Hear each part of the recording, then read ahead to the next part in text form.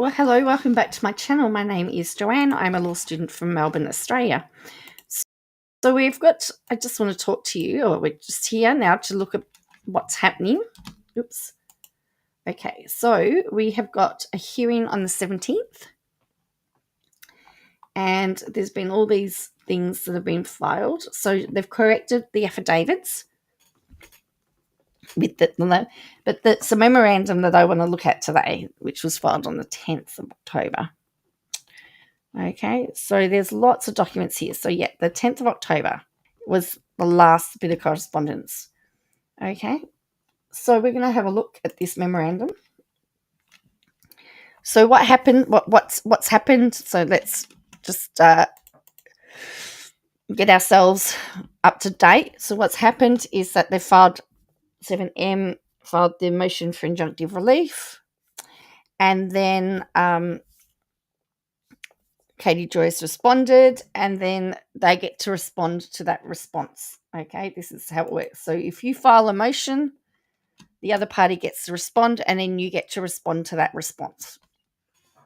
Okay, so this is the plaintiff's response memorandum. Memorandum in support of motion for temporary injunction. Okay, so let's have a look at what this is all about.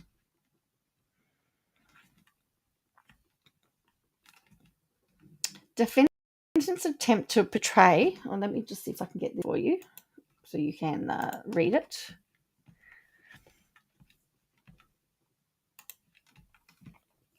Hopefully you can read it and follow along with me. I'm going to just see if I can make this a little bit bigger on here for you. I'm doing really well here, aren't I?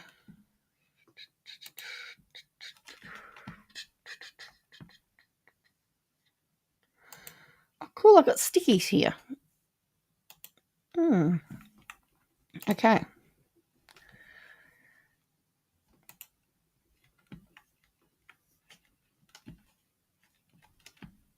Okay, so I think everything's working. All right. So defendants attempt to portray plaintiff's narrowly tailored request for temporary injunctive release as a broad constitutional violation. It is not.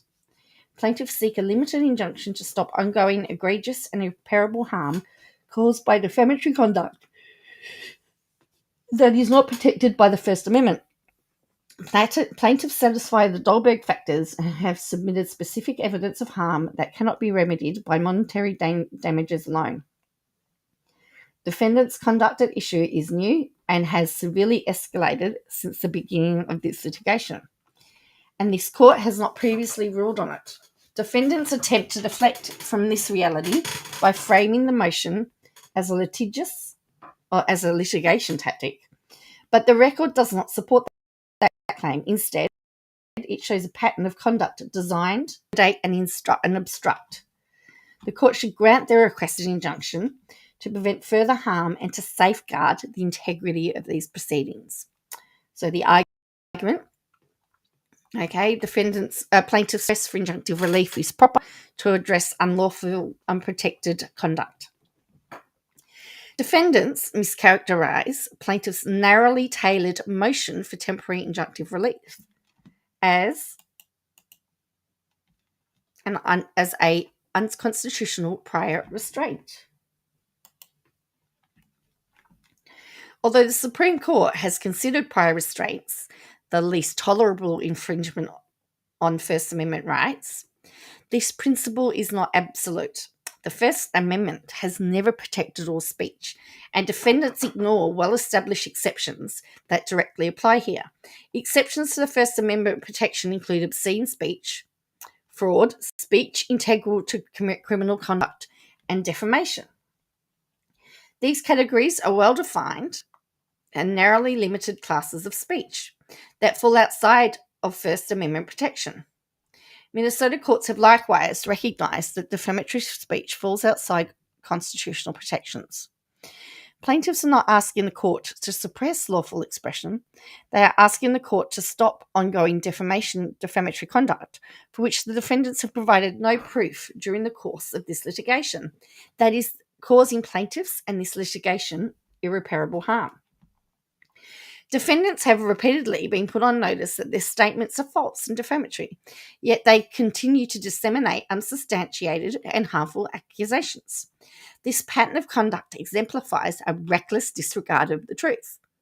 Despite having no credible evidence, defendants have repeatedly accused plaintiffs of heinous criminal acts, including trafficking, sex trafficking, forced labour, and fraud across multiple social media platforms such as YouTube, TikTok, Instagram, and even national television.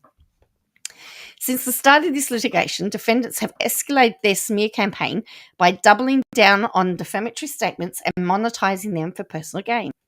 Defendants' ongoing publication of knowingly false and unsupported allegations or actively participating in litigation is not only defamatory, it is intentional, malicious, and designed to inflict irreparable harm.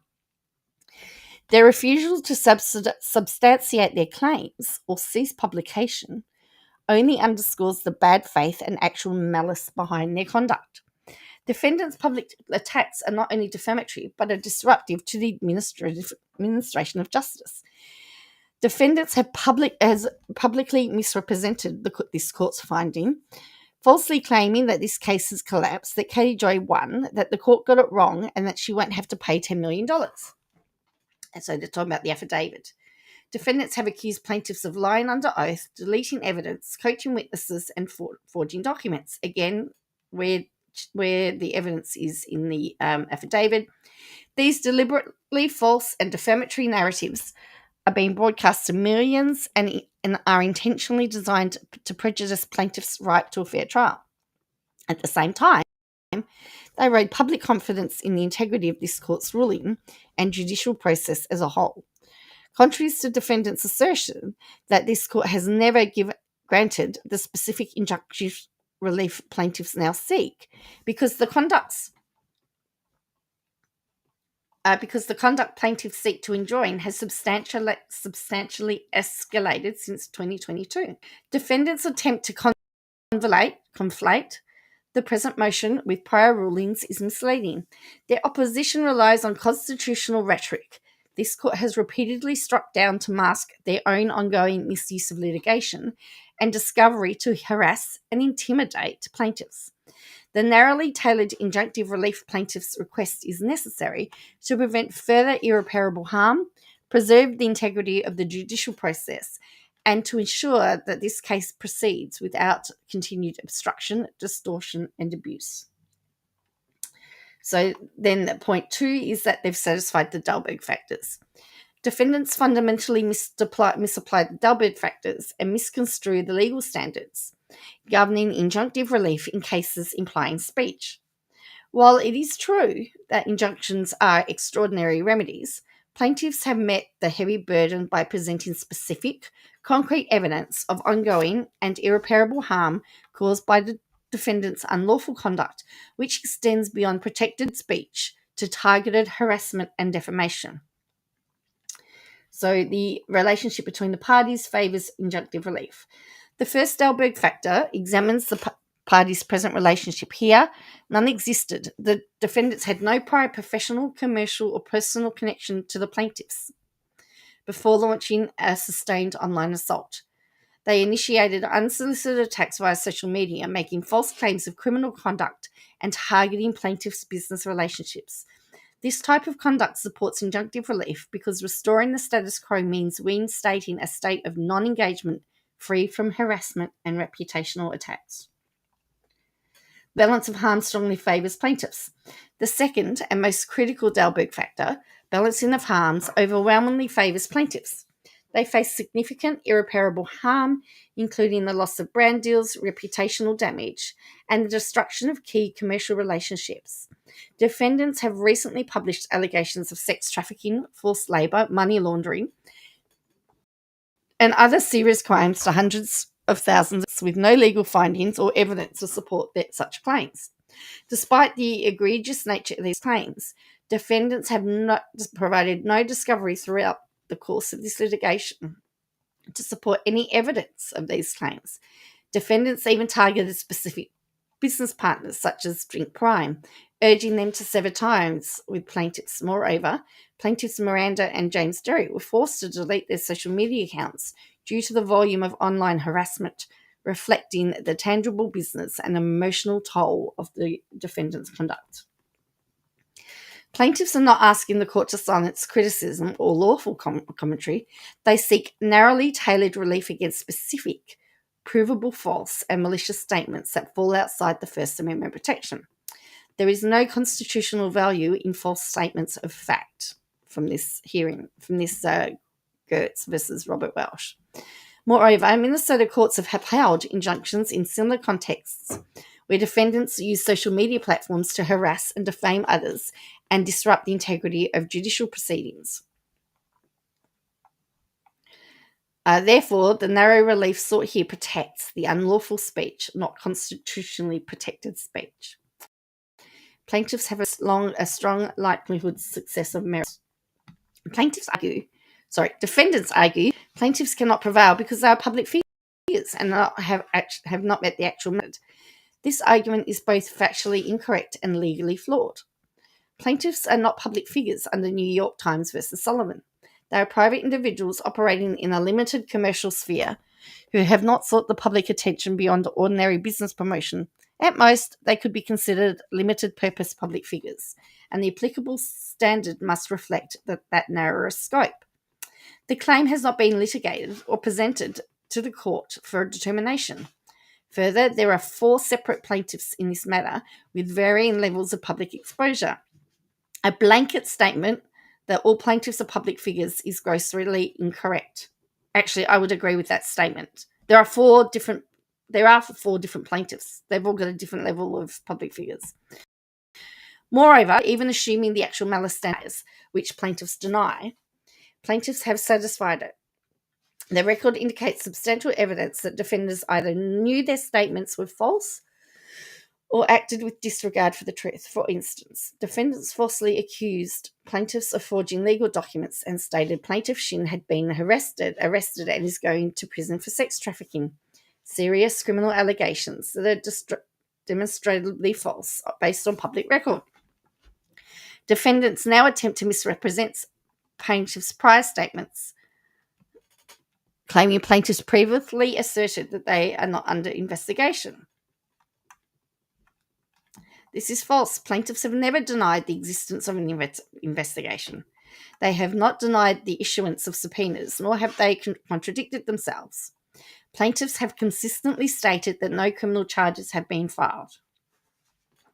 This distinction matters because falsely accusing plaintiffs of committing crimes when they have neither been arrested or charged is materially false and defamatory. So from that case, if the defamatory statement constitutes a false assertion that the plaintiff committed a crime or a false statement about a plaintiff's business, trade, or professional conduct, it is defamation per se and general damages are presumed. Such statements are presumed harmful without the need to prove damages.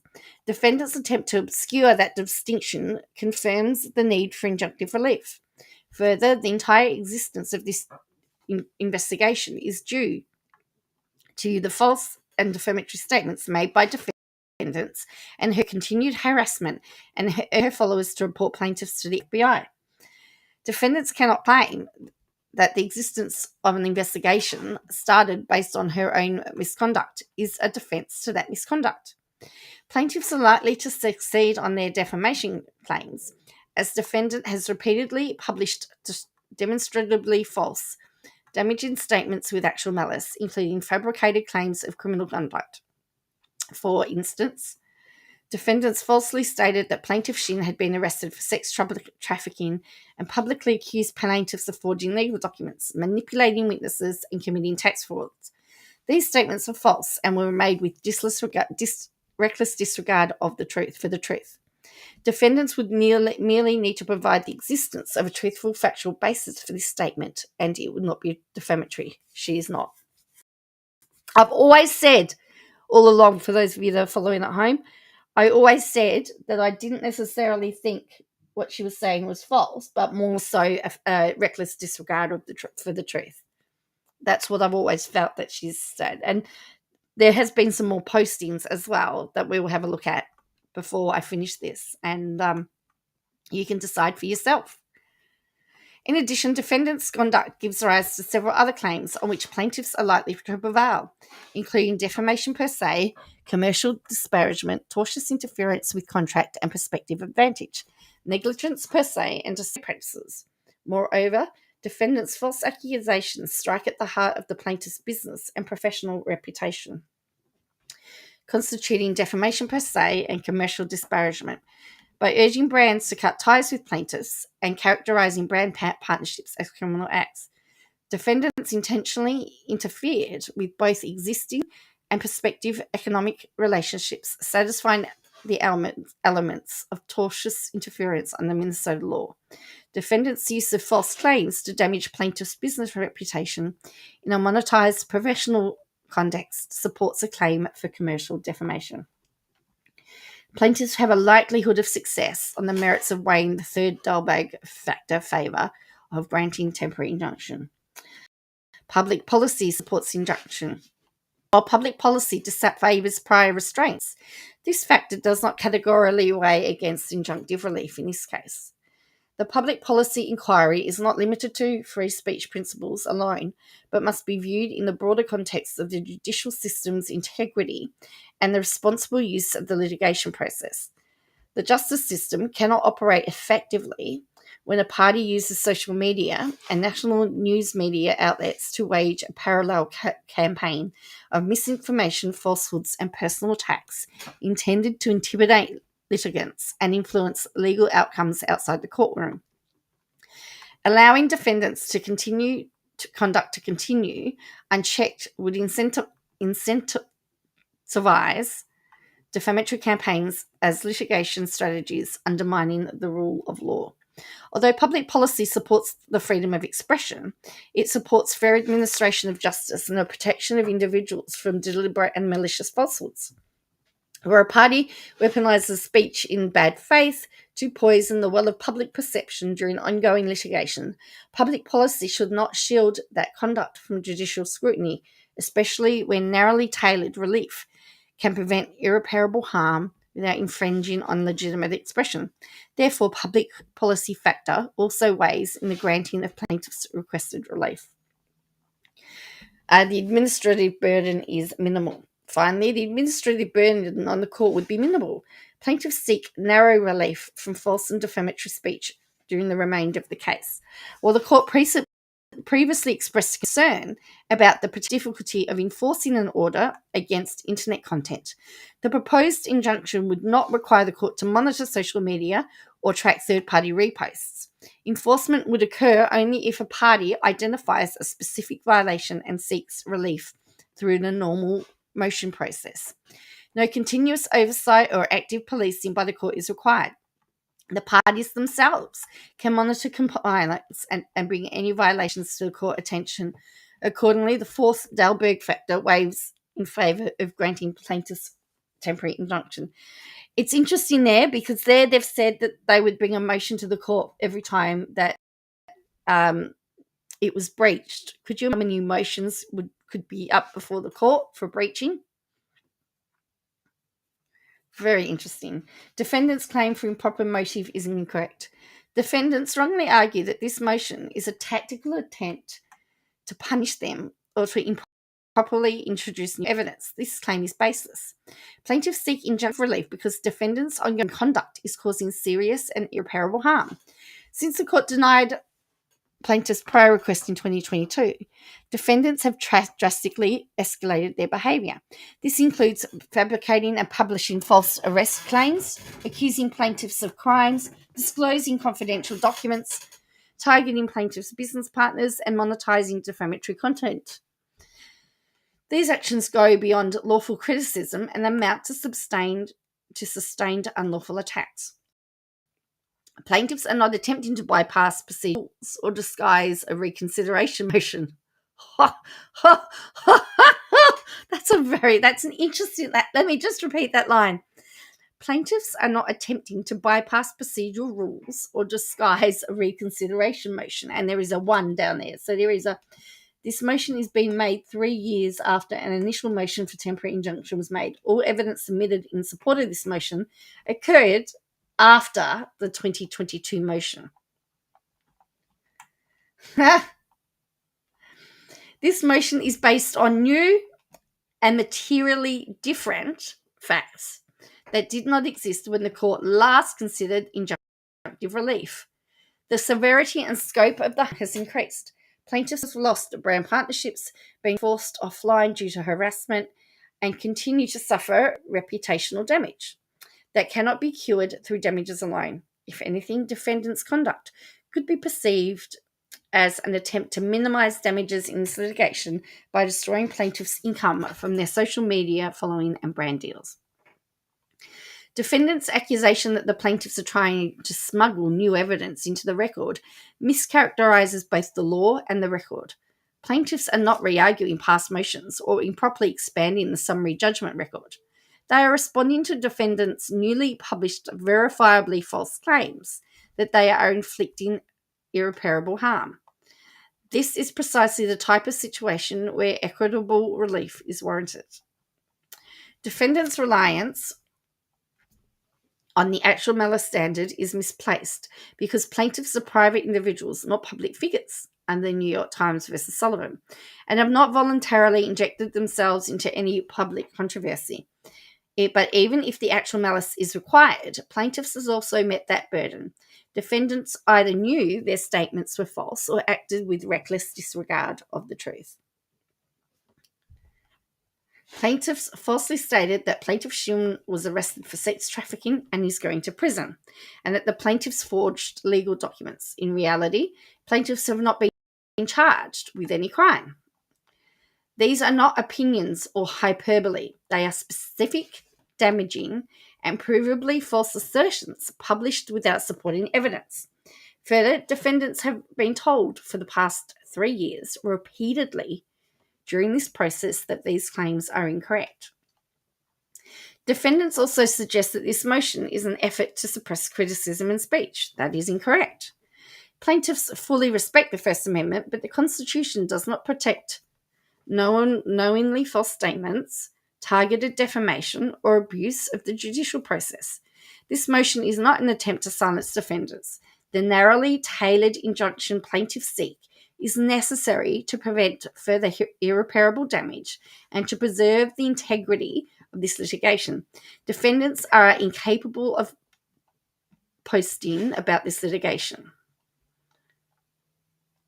Plaintiffs and the counsel for plaintiffs in a truthful manner. Any legal consequences are not a suppression of free speech, but a consequence for the behaviour outside the bounds of human decency. Defendants' threats of fees and sanctions are a baseless attempt to intimidate plaintiffs. Defendants' threat to seek attorney fees and sanctions has no basis in law or fact.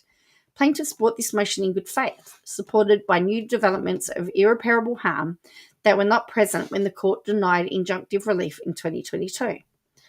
Plaintiffs have presented a narrowly tailored request grounded in current facts, including escalated, defamatory, and harassing conduct, mischaracterization of this litigation, criticism of this court's decisions. They are not recycled claims. They are materially different from what the court previously considered. In 2022, the motion of parties had not yet participated in discovery. Now the parties have completed discovery, and defendants have submitted no new evidence in support of the statements they have been making, which are the subject of this motion. Either defendants are hiding evidence, which was properly requested from plaintiffs, or they're making statements they know to be false and have provided plaintiffs with no evidence to support this claim. Just on that. That's a very interesting line. So they're saying that there's been no evidence that any of the statements be made a truth. That either she's hiding evidence that she's not submitting to court, and Katie Joy has maintained that there's tons and tons of evidence. So either they're hiding it, and then they've not shown it to the court, which you can't do, or the statements have been made with reckless disregard for the truth. It's very well worded. So essentially it's either going to be show the evidence, or you're setting yourself up to be found guilty of defamation due to reckless disregard for the truth. It's very interesting. All right, so let's see what else is here. Plaintiffs have fully complied with the procedural and substantial requirements for seeking injunctive relief and have made a legitimate showing under the applicable standards. Defendants' assertion that this motion is constitutionally forbidden states both the law and the nature of plaintiffs' claims. The relief sought does not impose a prior restraint on protected speech, but seeks to address unlawful, provable, false statements and conduct that is not shielded by the First Amendment. Defendant's suggestion that this motion was filed to harass or drive up litigation costs and is an improper or unsupported accusation. Plaintiffs are seeking to stop real and irreparable harm. This does not come close to the threshold for sanctions under the Minnesota section. Moreover, plaintiffs included the statute acknowledgement on their notice of motion and motion papers that reinforce the memorandum. If any party is abusing the process, it is the defendants who continue to exploit litigation as a platform to publish falsehoods for profit while attempting to deter plaintiffs from seeking appropriate relief. The court should reject defendants' improper attempt to intimidate through threats of sanctions. Plaintiff's motion is legally and factually justified, and any request for attorney fees or sanctions should be denied in full. Any defect in plaintiff's affidavit was a clerical error, now corrected, and does not affect the substance or validity of these statements. Defendants' attack on plaintiff's affidavit is based on the clerical oversight that has since been fully corrected. After the discovery of the site, plaintiffs promptly resubmitted all affidavits with the proper under penalty of perjury language in strict compliance with the Minnesota statute. This minor procedural error does not undermine the validity or admissibility of the sworn statements, which remain fully accurate and relevant to the issues before this court. The court should consider the affidavits as proper before it and give full weight to their factual content. Defendant's claim of spoliation of evidence is not relevant to plaintiff's motion for intemporary injunction. Plaintiffs have not destroyed evidence, and there is no law forcing plaintiffs in a defamation suit to maintain their social media presence when they are receiving threats as a result of defendants' defamation campaign. Defendants' spoliation claims are legally and factually unfounded under the applicable Minnesota standard. Under Minnesota law, spoliation sanctions require consideration of fault, prejudice, and the availability of lesser sanctions. Plaintiffs acknowledge that they deleted their TikTok and Instagram accounts on or around August 15, 2025. But that action was taken after the close of formal discovery and was motivated by escalating harassment and legitimate safety concerns, not by any intent to obstruct discovery. There was no spoliation because plaintiffs have retained copies of all relevant social media content and can produce any posts defendants believe are relevant to the claims of defendants. Defendants had the opportunity to make copies of plaintiffs' social media presence for the past 3 years. This issue is not relevant to the motion before the court because plaintiffs are not on trial. Plaintiffs' social media posts are not relevant to claims against defendants. If they are, plaintiffs are happy to provide copies of any posts defendants believe are relevant to this litigation. However, plaintiffs are not required to be targets of harassment and threats online because defendant wants to continue disparaging them to the public. Plaintiffs act in good faith. Plaintiffs' affidavit clearly articulate that deletions were motivated by personal safety concerns in the wake of increased online harassment and media attention, not by a desire to interfere with litigation. Defendant's narrative admits this crucial context and distorts plaintiffs' justifiable and human response to sustained public attacks. Defendant's suggestion that the account deletions amount to wholesale destruction of evidence is misleading. The removed accounts contained vast amounts of unrelated content, and the deletions were a protective response to sustained online abuse. Moreover, the time in the deletions following publicised events and media scrutiny does not show any attempt to destroy evidence. Plaintiffs reasonably prioritise personal safety and mental health in the light of mounting threats. Defendants attempt to attribute bad faith, distort plaintiffs' justified response to extraordinary circumstances. Defendants have not shown actual prejudice. There is no indication that the that plaintiffs destroyed unique evidence unknown to defendants. Defendants' inability to access live social media accounts does not mean irreparable harm or the ability to defend themselves. No sanction is warranted, and there is no evidence of intentional misconduct or irremediable prejudice. Plaintiffs remain committed to addressing any remaining evidentiary concerns in good faith and are willing to provide any additional prior posts defendants believe are relevant. Defendants' request for sanctions is not only unsupported, but also disappropriate attempt to distract from the merits of the case. So plaintiffs' confidential designations are reasonable and necessary to prevent further harm. Defendants challenge the plaintiffs' confidential designations mischaracterise both the February 27, 2023 protective orders and plaintiffs' conduct. Plaintiffs have not blanket designated every document as confidential or highly confidential attorney's eyes only.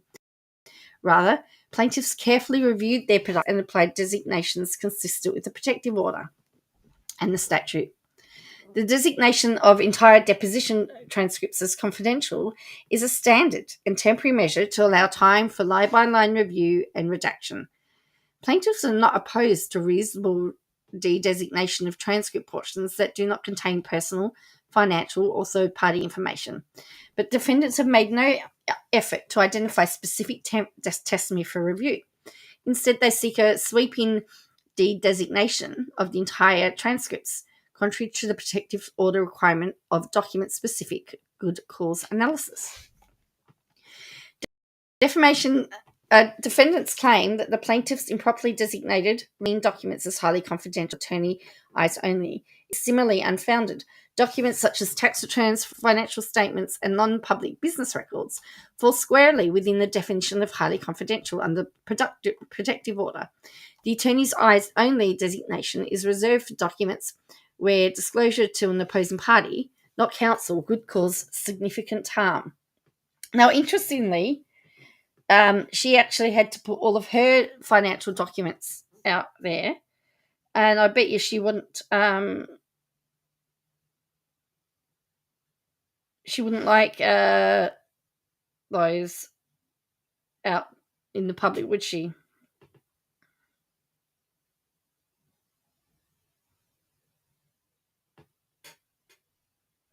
It's funny how she wants them to have all of their documents out there, but don't put hers out there.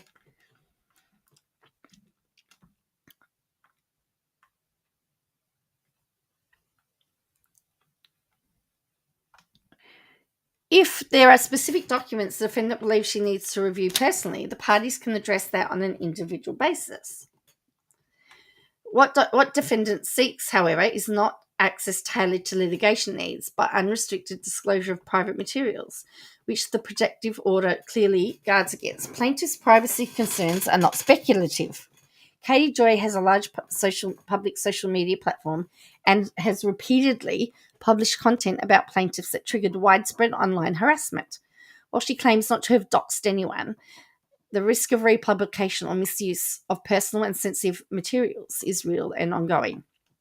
And so here she's put in here, Robert Shin and his followers Miranda James Derrick sued me for allegedly defaming them by reporting that they weren't legally married, but based on public records and multiple sources when our reporting initially began that they weren't.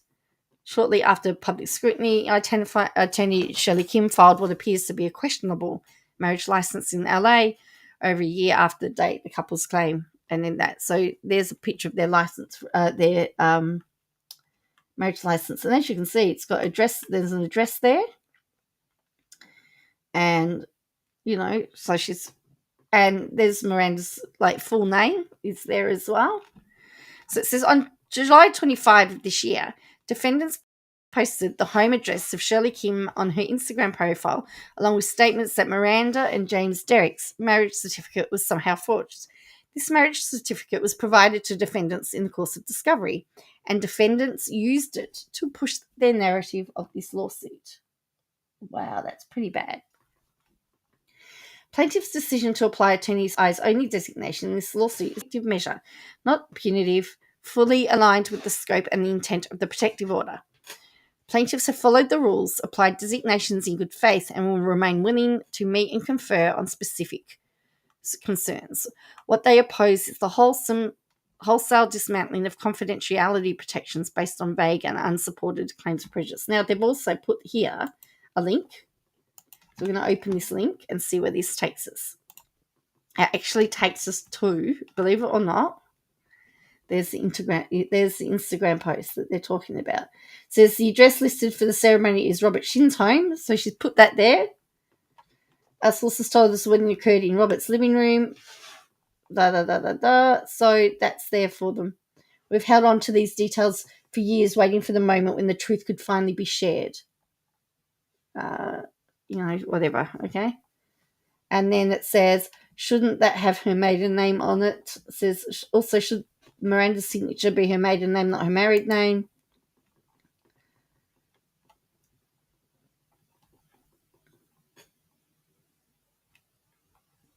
But I don't think that does not look like the full marriage certificate either, only part of it anyway. Anyway, and so there the judge can see all the reactions to it. All right. So that's that one there. So, all right. So then they go, conclusion, for this reason stated above, the court should grant plaintiff's motion for a temporary injunction and reject defendant's effort to misuse the First Amendment as a shield for defamatory conduct. Plaintiffs have satisfied the Dalberg factors, demonstrating a likelihood of success on the merits and ongoing irreparable harm. Defendants' allegations of improper motive are unsupported, and plaintiffs' affidavits comply with legal requirements with any technical issues properly corrected. The spoliation claims are irrelevant and ignore plaintiffs' good faith efforts to preserve and produce relevant evidence. Likewise, plaintiffs' confidentiality designations are narrowly tailored and necessary to protect sensitive personal and financial information. And then that it says sanctions may be imposed against the attorney, whatever. So that is that document. Now, what's so very, very interesting? So there has been a whole pile of posts talking about Robert Shin. Here we go. Cult leader Robert Shin's money seized. Okay, and it says alleged cult leader Robert Shin has officially been named a target of a federal criminal investigation. So he's been targeted, still hasn't been charged. According to an official US Postal Inspection Service for the Shuam Notion, federal authorities have started the process to permanently seize $105,222 in cash taken during a raid on 5 properties tied to Shin, his church, and his businesses on July 25. She says this type of notice is only issued when government believes the property is connected to federal crimes. If no one contests the seizure, the money is automatically forfeited to the United States. If a claim is filed, prosecutors must present their evidence in court. Being designated a target means federal government believes there is substantial evidence linking Shin to federal offences. Does not necessarily mean that. It is a status that typically comes right before indictment. Shin was the subject of a hit Netflix documentary series, Dancing for the Devil, the 7M TikTok cult, which exposed shocking allegations from former members who say he recruited aspiring dancers and influencers into his church, isolated them from their families, controlled their finances and social media accounts, and profited from their online fame. Survivors in the series accused Shin of sex trafficking, fraud, money laundering, coercive control, and creating a system of psychological and financial abuse that dictated every part of their lives. The current federal investigation now mirrors many of those allegations and involves accusations of sex trafficking, money laundering, fraud, tax evasion, and mail fraud. How do you get that from that document? And then people saying, oh, finally.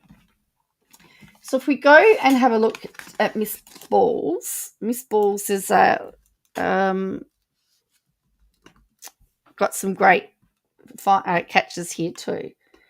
So first of all, what I want you to do is tell me in the comments, what do you think about the filing? I thought the filing was very good.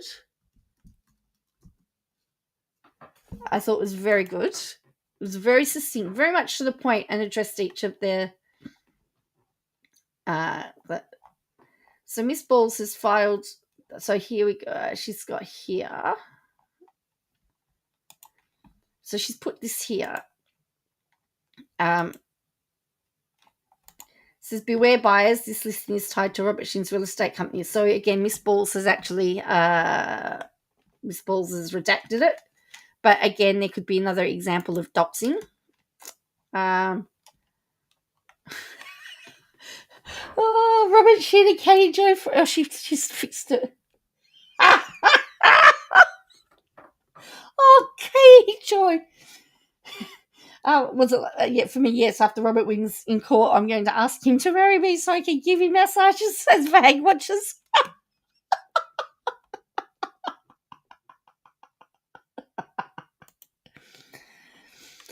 Imagine Robert Sheen calling the feds and saying, give me back my money, electronics and phones and evidence of my crime. Despite repeated requests to the government to return their property, the government refused to do so, apparently, according to this document. Oops. Yeah, so then we've got that one. So, yeah. So, and then she's accusing Amber, and she's accusing Amber and she'd have lied to the Minnesota court, which is categorically false. Public notice for forfeiture of $105,000 seized from Robert Sheen's place. So there's that. And then we've got alleged cult leader Robert Sheen has been, of that. So now remember, they're just investigating.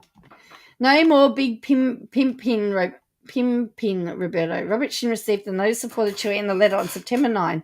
The letter stated the feds were forfeiting his money under whatever, and the funds were linked to federal crimes. His Minnesota attorney, Amber Stavik, filed a motion for emergency injunction on the 17th of the 9th to bar me from talking and accusing me of defaming him, and filed documents denying there were any federal investigation. Robert knew full well the motion was fraudulent and filed it anyway, costing me another $10,000 to defend myself. He's evil, in my opinion. Now, first of all, again, this is where we get to reckless disregard of the truth, for the truth. Yes, an injunction was filed.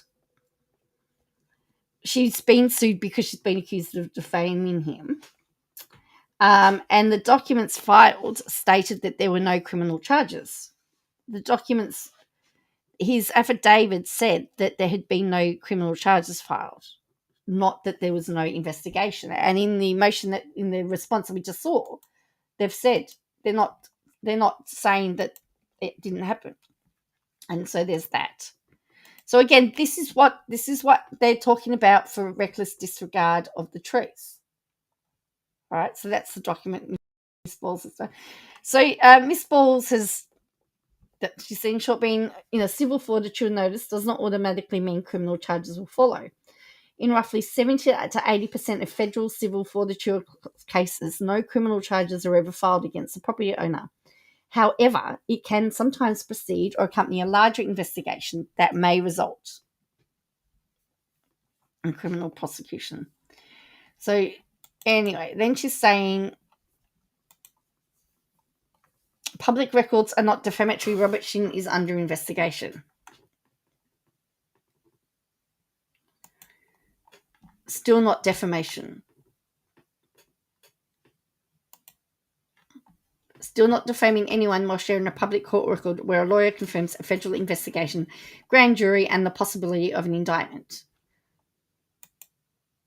This is the hyperbole that is being complained about. Here is the public legal notice of forfeiture filed publicly at forfeiture.gov. Here you see that you seized and the money taken to involvement in a crime. As a result, money is saved. Does it say what the crime is? And it also says you can defend it.